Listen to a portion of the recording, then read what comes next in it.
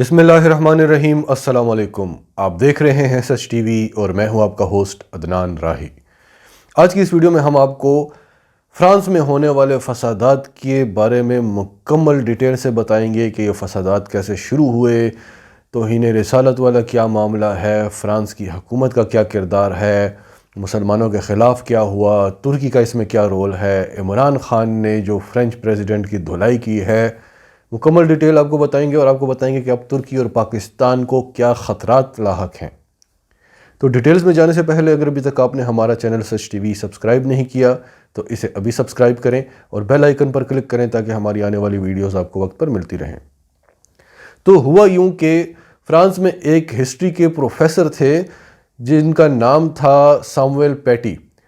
वो अपने एक लेक्चर में आज़ादी इजहार राय के बारे में बता रहा था और उन्होंने जो हुज़ूर सल्लल्लाहु अलैहि वसल्लम की शान में गुस्ताखी हुई थी, जो गुस्ताखाना खाके बनाए गए थे जिस पर दुनिया में बड़ा फसाद हुआ था, वो खाके अपने स्टूडेंट्स को बताए और उसको आज़ादी इजहार राय का नाम दिया। तो वहाँ पर जो मुसलमान स्टूडेंट्स बैठे हुए थे उन्होंने इस चीज़ को स्प्रेड कर दिया। पूरे फ्रांस में ये बात आग की तरह फैली और एक मुसलमान नौजवान जो रशियन ओरिजिन का था, उसने 18 साल का था वो, उसने इस प्रोफेसर को कत्ल कर दिया। इसके बाद हंगामे शुरू हो गए। फ्रेंच जो हैं वो मुसलमानों के ख़िलाफ़ उठ खड़े हुए, मुसलमानों के ख़िलाफ़ हंगामे शुरू हो गए और फ्रांस के सदर मैक्रोन ने ऐलान किया कि हम जो इस्लामी इंतहा पसंदी है इसका ख़ात्मा करके रहेंगे, इसको हम जड़ से ख़त्म करेंगे और इस सब का ज़िम्मेदार जो है वो इस्लाम है और मुसलमान है। तो फ्रांस में क्रैकडाउन शुरू हो गया मुसलमानों के ख़िलाफ़, मसाजिद को बंद कर दिया गया। फिर फ्रांस के प्रेसिडेंट मैक्रोन ने मरने वाले प्रोफेसर सैमुअल पैटी की आखिरी रसूमात में शिरकत की और उसको हाईएस्ट सिविलियन अवार्ड से नवाजा और फिर मुसलमानों के ख़िलाफ़ एक स्पीच की, तो जिससे पूरी मुसलमान दुनिया ने देखा कि बजाय आप उसको कंडेम करने के आप उसको हीरो बना रहे हैं ताकि कल को और लोग भी उठ खड़े हों कि भाई ये तो बड़ा शानदार काम किया था इसने और इसको हाईएस्ट सिविलियन अवार्ड से नवाजा गया। तो ये तमाम सूरत हाल थी। मुसलमानों के ख़िलाफ़ जो है वहाँ पर क्रैकडाउन हो रहा है, वहाँ पर मुसलमानों के ख़िलाफ़ लोग सड़कों पे निकल आए हैं। फ्रांस हो, हॉलैंड हो, बेल्जियम हो, जहाँ पे कोई मुसलमानों के ख़िलाफ़ बात हो और ये तीन ममालिक सामने सबसे पहले ना आए, ऐसा हो ही नहीं सकता। तो मुसलमानों को इनसे सिफारती ताल्लुकात की परवाह तो करनी ही नहीं चाहिए, ये मुसलमानों के ख़िलाफ़ ही रहेंगे। बस इतना काफ़ी है कि जो अपोजिट मुल्क है वो मुसलमानों के ख़िलाफ़ खड़ा है। अब तुर्की के साथ इनके क्या मसाइल चल रहे हैं, जो ईस्ट मेडिटेरेनियन सी में जो तुर्की और ग्रीस का मामला चल रहा है उसमें फ्रांस ग्रीस का साथ दे रहा है, तुर्की के ख़िलाफ़ है। फिर आर्मेनिया अज़रबैजान की जंग में आर्मेनिया के साथ है क्योंकि अज़रबैजान मुसलमान है। भारत पाकिस्तान के मामले में फ़्रांस हमेशा भारत के साथ है। कश्मीर वाला मामला जिसमें जुल्म हो रहा है, जिसको सारी दुनिया समझती है कि जुल्म है, जो भारत के ख़िलाफ़ खड़े नहीं भी हो सकते, भारत को गलत तो समझते हैं, फ्रांस वहाँ पे भी भारत के साथ खड़ा है। आप ह्यूमन राइट्स की बातें करते हैं सिर्फ इसलिए कि मुखालिफ जो है वो मुसलमान हैं। तो तुर्की के प्रेसिडेंट जो मुसलमानों के लिए सबसे पहले आवाज़ बन के उठता है, तैयब एर्दोगान, उनकी स्पीच थी अपनी पार्टी से, जस्टिस एंड डेवलपमेंट पार्टी के साथ वो अपनी स्पीच कर रहे थे। उसमें उन्होंने कहा कि जो फ्रांस का प्रेसिडेंट है मैक्रोन, इसको मेंटल ट्रीटमेंट की ज़रूरत है, यानी इसको अपने दिमाग का इलाज कराना चाहिए। पता नहीं इसको क्या प्रॉब्लम है मुसलमानों से, इस्लाम से, हमेशा ये मुसलमानों के ख़िलाफ़ बकवास करता है। ये वर्ड से तैयब एर्दोगान के फ्रांस के प्रेसिडेंट मैक्रोन के ख़िलाफ़। फिर उन्होंने ऐड किया कि इतना बड़ा मुल्क होकर आप मजहबी आज़ादी को नहीं मानते, आप सिर्फ फ्रांस में रहने वाले मुसलमानों के ही नहीं, फ्रांस में रहने वाले तमाम मज़ाहिब से अपना एतबार खो रहे हैं। अब तैयब एर्दोगान के इस बयान पर फ्रांस ने बड़ी ज़बरदस्त उन्होंने रिएक्ट किया, बड़ा ज़बरदस्त रिएक्शन दिया। फ्रांस की जो स्पोक्स पर्सन है एलिसी पैलेस, उन्होंने कहा कि तैयब एर्दोगान का ये जो रवैया है, जो रूडनेस है, जो बदतमीज़ी है, ये कोई तरीका नहीं है। तैयब एर्दोगान को अपनी पॉलिसी को बदलना पड़ेगा, उनको अपना रवैया चेंज करना पड़ेगा। और फ्रांस ने एहतजाज में अंकारा से यानी तुर्की से अपने सफ़ीर को वापस बुला लिया है फ्रांस। یعنی انہوں نے سخت برا منایا کہ آپ نے ہمارے پریزیڈنٹ کی توہین کی ہے، اور پورا یورپ یہ بات کر رہا ہے کہ ترکی نے بڑا غلط کام کیا ہے، فرینچ پریزیڈنٹ کی اتنی توہین کی ہے، اسے پاگل کہا ہے۔ تو یہ ترکی کے پریزیڈنٹ کو کیا آزادی اظہار رائے کا حق حاصل نہیں ہے؟ صرف آپ کو ہے۔ آپ مسلمانوں کے، اربوں مسلمانوں کے جو پیغمبر ہیں، جن کی خاطر مسلمان جان دینے کو تیار ہیں، ان کی آپ شان میں گستاخی کر لیتے ہیں اور اس کو آزادی اظہار رائے کا نام دیتے ہیں۔ تو کیا ترکی کے صدر کو آزادی اظہار رائے کا حق حاصل نہیں ہے کہ وہ فرانس کے صدر کو پاگل سمجھتا ہے تو اس کا آزادی اظہار رائے کا حق ہے؟ اس نے کہہ دیا کہ میں اس کو پاگل سمجھتا ہوں، اس کو علاج کرانا چاہیے۔ تو ایک معمولی سے پریزیڈنٹ کو کی توہین آپ کو برداشت نہیں ہے، اور اتنی بڑی ہستی کو جس کو آپ لوگ خود بھی فالو کرتے ہو، اس ہستی کی شان میں گستاخی کو آپ آزادی اظہار رائے کیسے کہہ سکتے ہو؟ تو ترکی نے سب سے پہلے فرینچ پروڈکٹس کا بائیکاٹ کر دیا کہ ہم فرانس کی کوئی بھی پروڈکٹ نہیں لیں گے بغیر کسی پرواہ کیے۔ اس کے بعد قطر نے بھی کیا، اس کے بعد کویت نے بھی کیا۔ وہاں کے سٹوروں سے فرینچ پروڈکٹس کو اٹھا کر باہر نکالا جا رہا ہے۔ تو اب یہاں پہ OIC کہاں پر ہے؟ سعودی عرب کہاں پر ہے جو مسلمانوں کا لیڈر ہے؟ اس نے تو کبھی بھی مسلمانوں کا ساتھ نہیں دیا، وہ تو مسلمانوں کے خلاف کام کرنے والوں کے ساتھ ہوتا ہے ہمیشہ۔ تو یہاں سے یہ چیز ثابت ہو جاتی ہے کہ اگر مسلمانوں کو لیڈ کرنے کا کسی کو حق ہے تو وہ ترکی کو ہے، سعودی عرب کو کوئی حق نہیں ہے۔ سعودی عرب کی وجہ سے مسلمانوں کے آج یہ حالات ہیں۔ OIC کس کام کی ہے؟ اب دیکھیں، پوری دنیا جانتی ہے کہ بھارت کشمیر میں کیا کر رہا ہے، بھارت یہ جو شہریت ایکٹ لے کر آیا ہے مسلمانوں کے ساتھ، اقلیتوں کے ساتھ کیا کر رہا ہے۔ دنیا خاموش کیوں ہے؟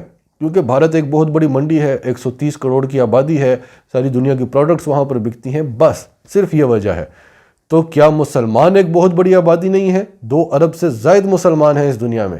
اگر آپ سب ایک ہوں اور فرانس کی پروڈکٹ کو بائیکاٹ کر دیں، فرانس گھٹنوں پہ آ جائے گا، آپ سے معافیاں مانگے گا اور قانون بنائے گا کہ دوبارہ کبھی مسلمانوں کے پیغمبر کی شان میں گستاخی نہیں ہونی چاہیے۔ لیکن مسئلہ کیا ہے کہ مسلمان ایک نہیں ہیں۔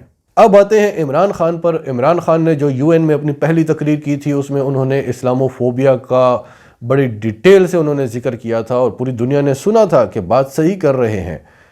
پھر انہوں نے اس حوالے سے بھی بڑا لمبا لیکچر دیا تھا کہ آپ جس چیز کو آزادی اظہار رائے کا نام دیتے ہیں، آپ کو پتہ ہے کہ ہمارا اپنے پیغمبر محمد صلی اللہ علیہ وآلہ وسلم کے ساتھ کیا رشتہ ہے، ہماری کیا محبت ہے۔ آپ اس چیز کو کبھی سمجھ ہی نہیں سکتے کہ آپ ہمیں کتنی تکلیف پہنچاتے ہیں، آپ ہمیں کتنا ہرٹ کرتے ہیں، آپ ہمارے جذبات کے ساتھ کھیلتے ہیں، اور آپ کہتے ہیں کہ یہ آزادی اظہار رائے ہے۔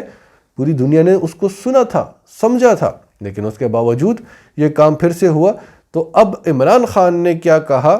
CNN بتاتا ہے کہ عمران خان دنیا میں کوئی بھی معاملہ ہو اس پر کھل کر بولنے والا جو مسٹر خان ہے، وہ کہتا ہے کہ اس سب کا ذمہ دار جو ہے وہ فرانس کا پریزیڈنٹ ہے۔ عمران خان نے بری طرح سے فرانس کے پریزیڈنٹ مکرون کو کرٹیسائز کیا ہے، اور عمران خان نے کہا ہے کہ مکرون نے اسلام پر حملہ کیا ہے، اور یہ جو بڑی طاقتیں ہیں یہ دنیا کو 2 حصوں میں ڈیوائیڈ کرنا چاہتی ہیں، ایک حصہ مسلمان اور ایک حصہ the rest of the world۔